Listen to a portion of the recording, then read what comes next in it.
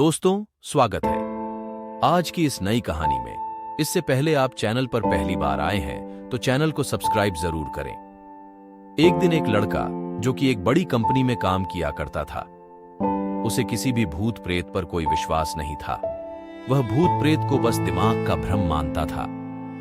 एक दिन उसके कंपनी में कुछ काम बढ़ गया था, जिसके कारण उसे घर वापस आने में देर हो गई। वह अपने ऑफिस से देर रात को निकला।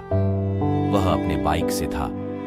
कुछ दूर चलने के बाद उसकी बाइक खराब हो गई। अब वह अपनी बाइक को पैदल ही लेकर चल दिया। कुछ देर के बाद उसे एक बस स्टॉप दिखा।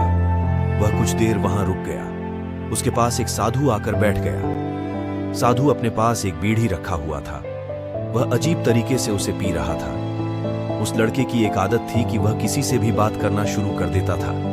वह इस साधु से भी बात करने लगा।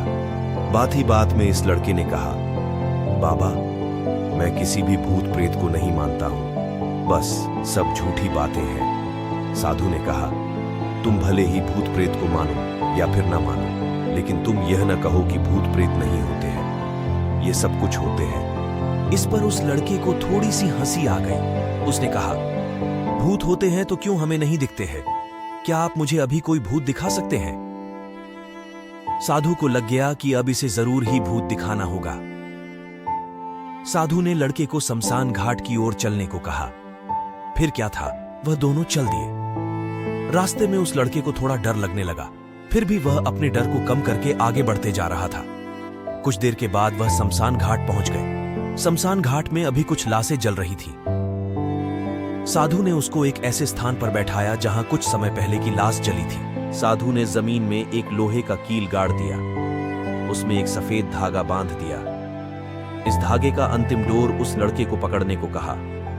अब उस लड़के को हद से ज्यादा डर लग रहा था। उसकी सांस तेज हो रही थी। इसके साथ ही उसके हाथ पैर भी कांप रहे थे। फिर भी उसने धागे को पकड़ लिया। साधु ने कुछ बतासा को 4 जगह पर रख दिया। सारे बतासे उस धागे के पास ही एक लाइन में रखे हुए थे।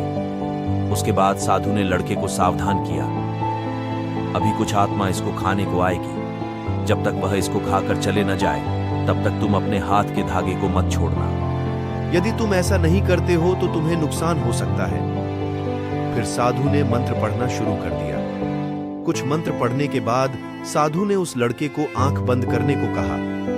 फिर कुछ देर के बाद ही आंख खोलने को कहा। जब उस लड़के ने आंख खोला तो वह जो देख रहा था उसे उसके ऊपर विश्वास ही नहीं हो रहा था।